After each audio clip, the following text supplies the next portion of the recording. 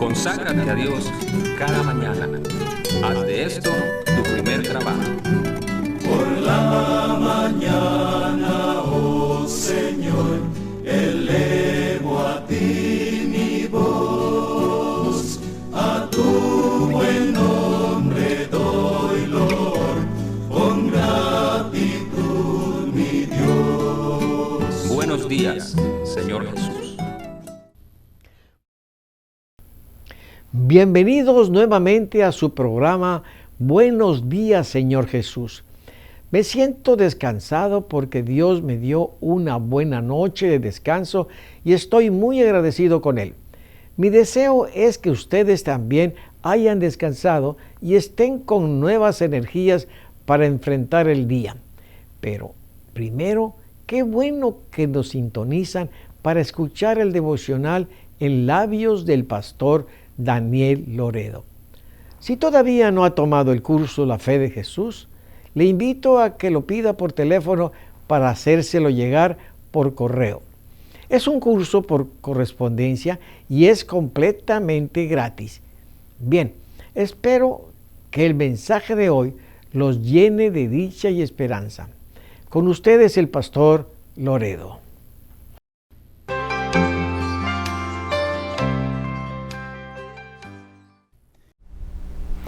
Estamos en una nueva aurora, donde las tinieblas retroceden ante la luz y muy pronto el sol se asomará por el oriente.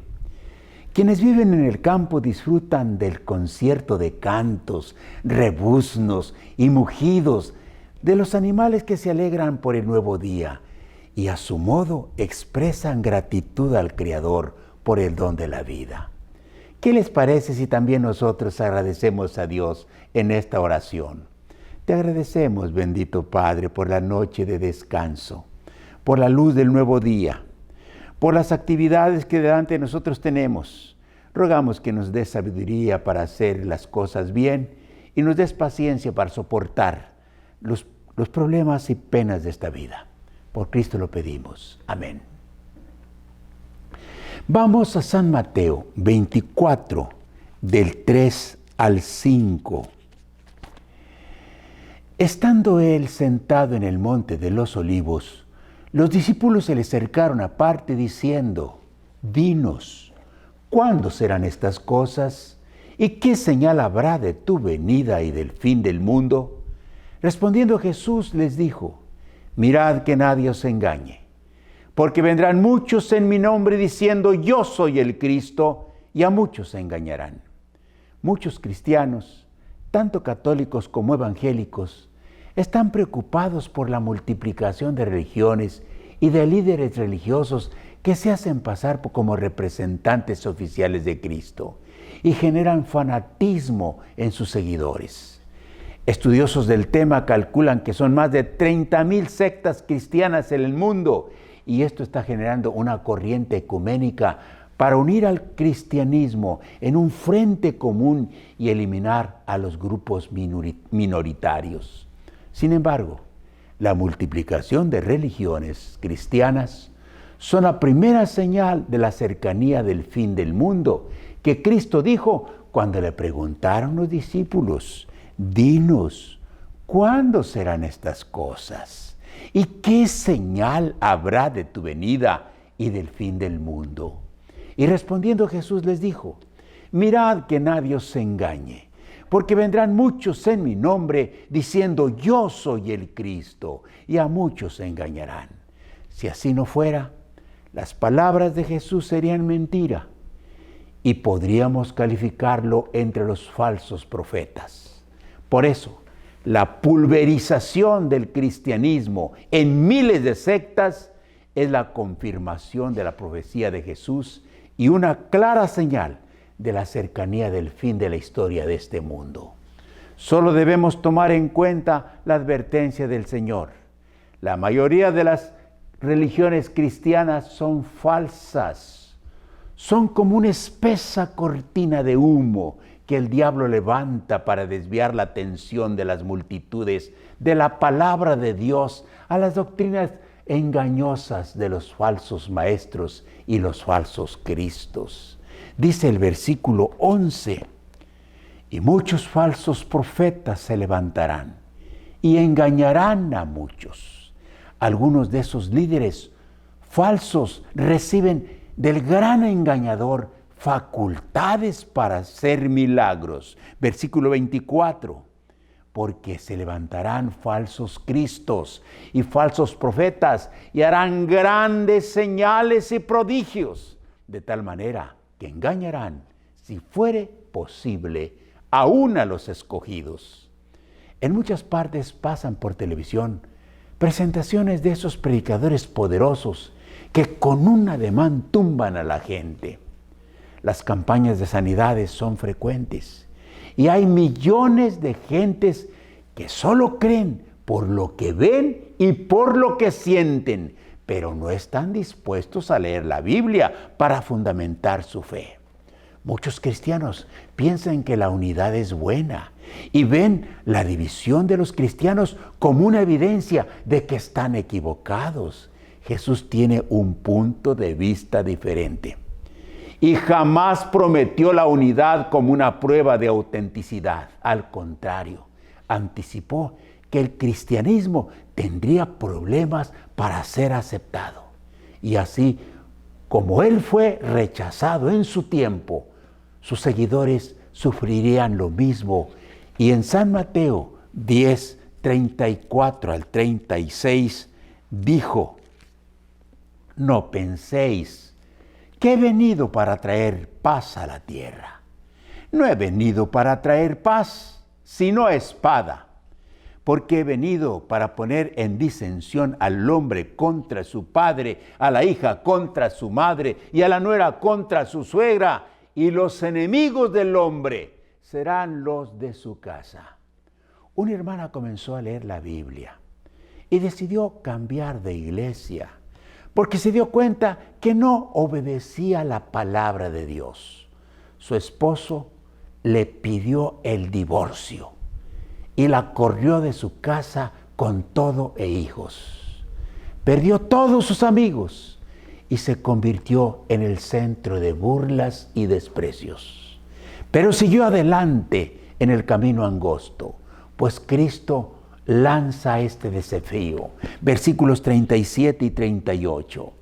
El que ama padre o madre más que a mí, no es digno de mí.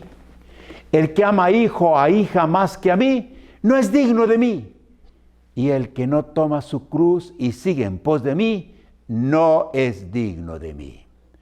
Por siglos el cristianismo fue una sola religión, porque era una dictadura. No había libertad religiosa y la intolerancia era total. Y quienes se atrevían a cuestionar los dogmas de fe, se los ejecutaba. Eran torturados en las cárceles, quemados vivos en las plazas o perseguidos como serpientes venenosas.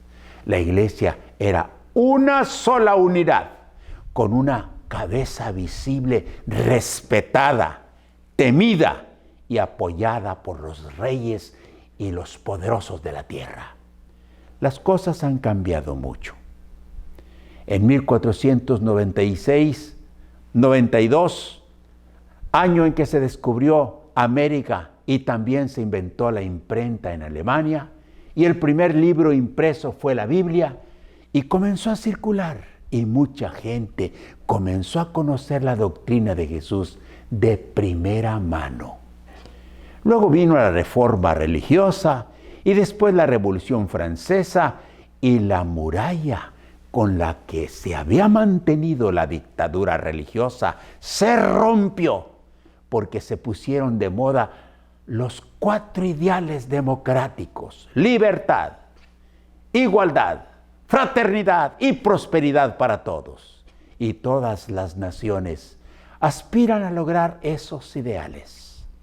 Ahora vivimos en plena libertad, que llegamos al extremo del libertinaje, pues cada quien tiene derecho de creer en lo que le convenza o le convenga, o no creer en nada, y nadie le va a decir nada. Cada quien puede fundar su propia religión y registrarla ante el gobierno como una asociación religiosa.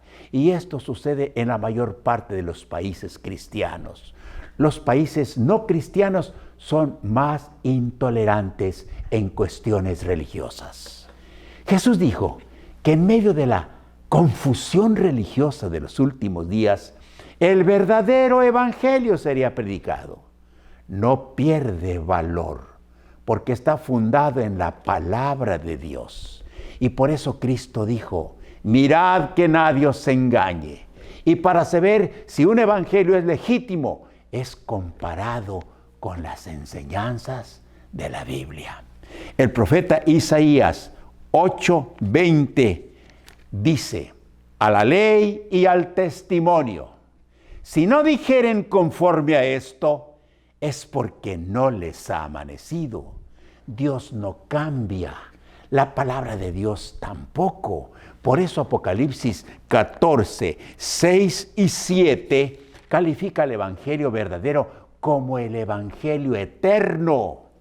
Y vi volar por en medio del cielo otro ángel que tenía el evangelio eterno para predicarlo a los moradores de la tierra, a toda nación, tribu, lengua y pueblo, diciendo a gran voz: temed a Dios y dadle gloria, porque la hora de su juicio ha llegado. Eso es el eco de lo que dijo Jesús en San Mateo 24, 14. Y será predicado este evangelio del reino en todo el mundo, por testimonio a todas las naciones, y entonces vendrá el fin. Mi amigo, la Biblia está a tu alcance. Tienes la libertad para elegir como nunca antes. Y el evangelio verdadero brilla como una joya en medio del lodo.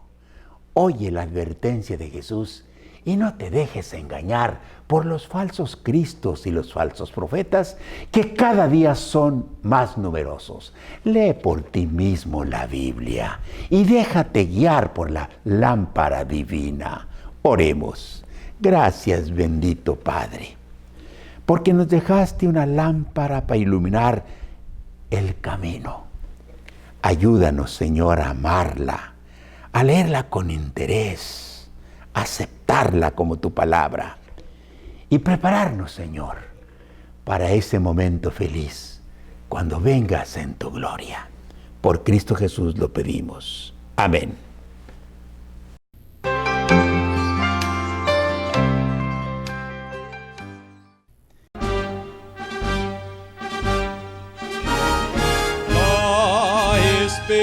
Esperanza de mi corazón es la venida del Señor. Gran fe tenemos, la que Cristo da en sus promesas de amor. Ya del tiempo es el fin, cuando la humanidad se despierta al pronunciar: aleluya, Cristo es Rey. La esperanza de mi corazón es la venida del Señor, del Señor.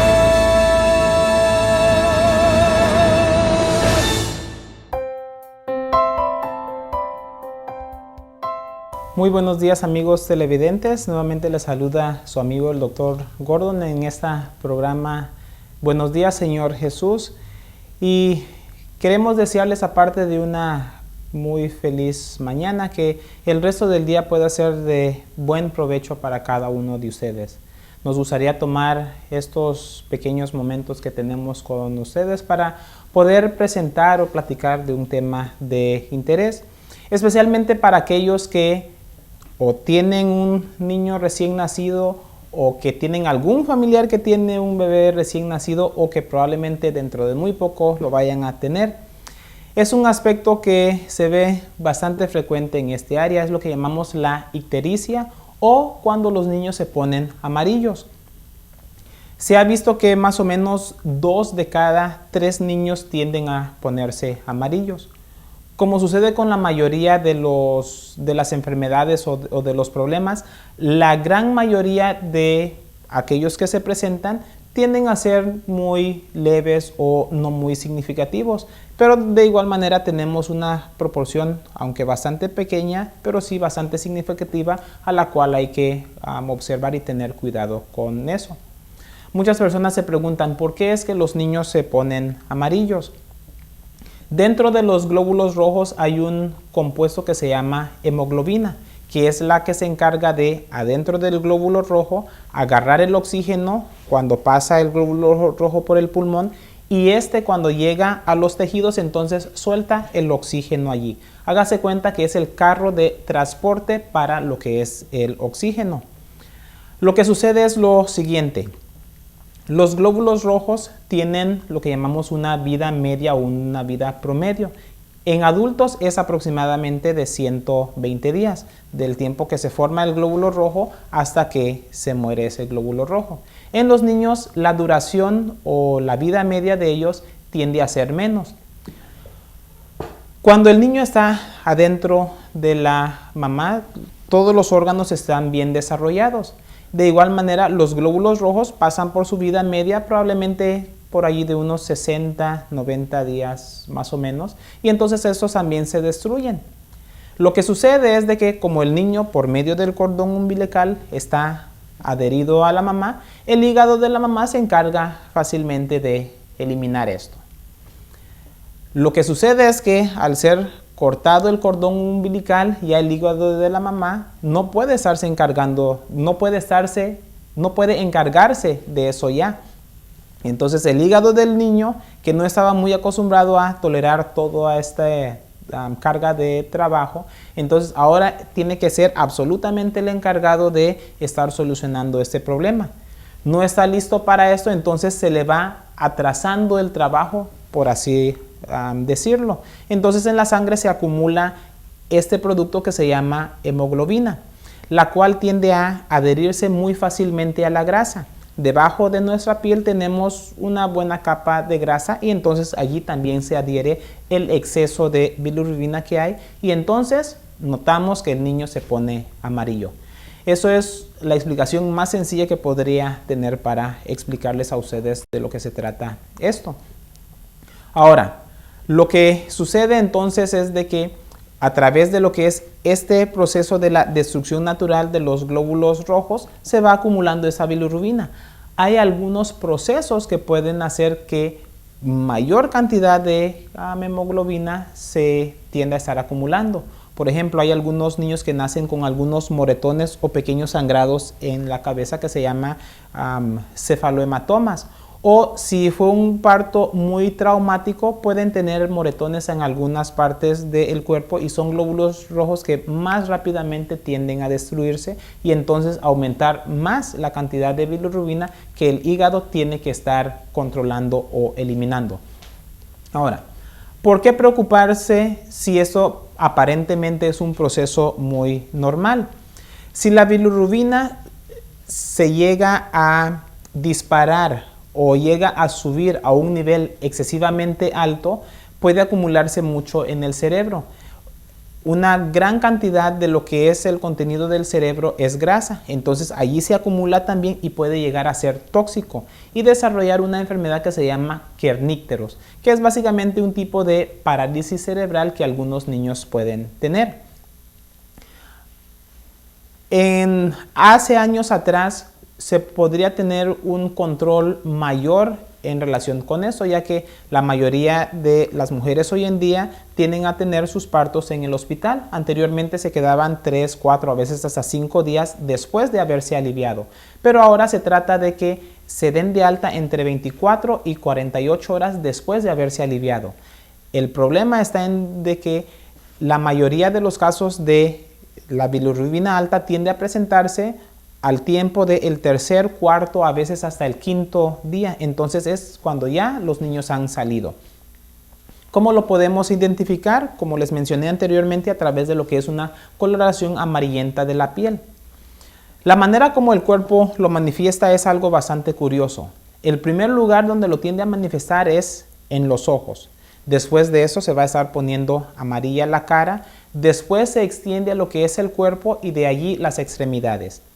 Hay algunos valores, no hay algo bastante o específicamente fijo en cuanto al valor, pero se puede tener una estimación de eso. Ya después de que todo el cuerpo está amarillo, entonces es muy difícil poder decir realmente qué valor pueda tener. Así que se necesitaría hacer un examen de sangre para saber exactamente qué valor tenga.